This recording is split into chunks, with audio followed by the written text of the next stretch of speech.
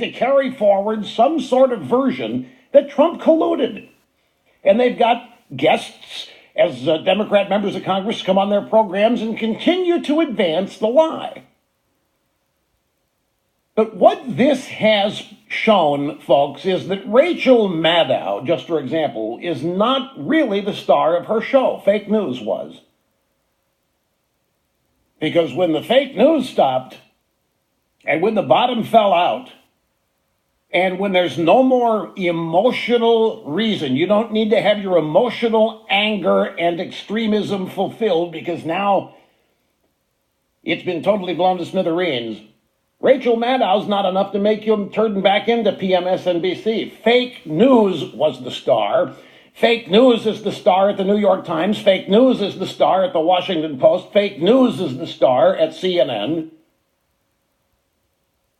And when the fake news stops, well, it never actually does stop, but when this particular fake news story goes away, look what the left-wing media discovers. Like so many other left-wing hosts and members of Congress and people in general, they are wholly dependent on fake news being peddled in order to have readers, in order to have viewers, in order to have any kind of respect. If there isn't any blockbuster fake news that's certain to bring down Trump, then the viewership is going to fritter away. Because it isn't those people attracting these audiences. It is this fake news. Everybody misunderstands this.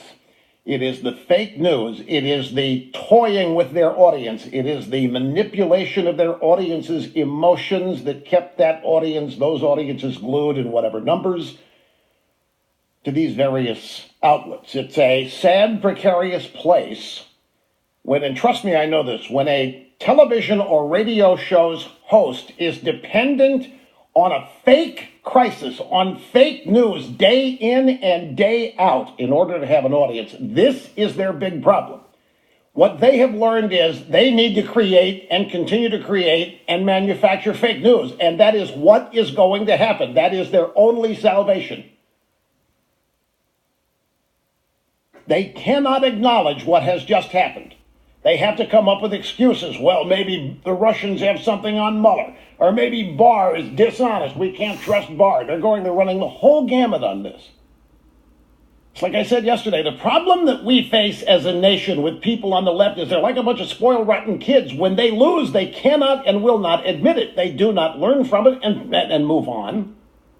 They attempt to tear down the system that rendered them windless. They attempt to do great damage and corrupt the system and the people that led to their anger and their disappointment because they lost.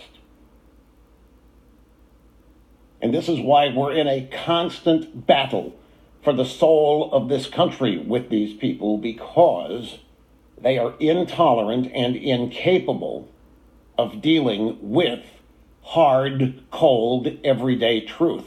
If they can't manipulate unpleasant truths into lies that are satisfactory and pleasing, if they can't lie to themselves and to their audiences, then they freak.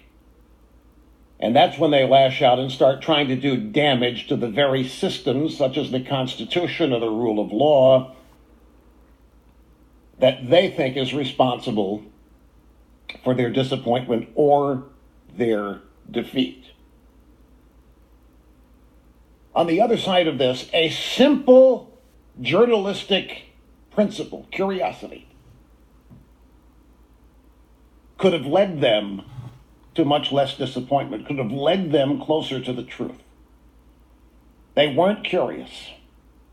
They accepted with blind faith every stinking lie they were told by every trusted source that they have, because they only wanted to believe the lies. They did not want to believe that there was no collusion because they could not explain their loss any other way. There had to be a trick played against them. There had to be laws violated.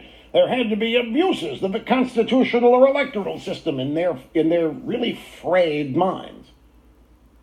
One simple characteristic, curiosity. Maybe even little less trust in some of their sources. It wasn't hard to find out how bogus this was. It wasn't difficult at all to learn what an entirely manufactured hoax this was. Being is simple, or at least it should.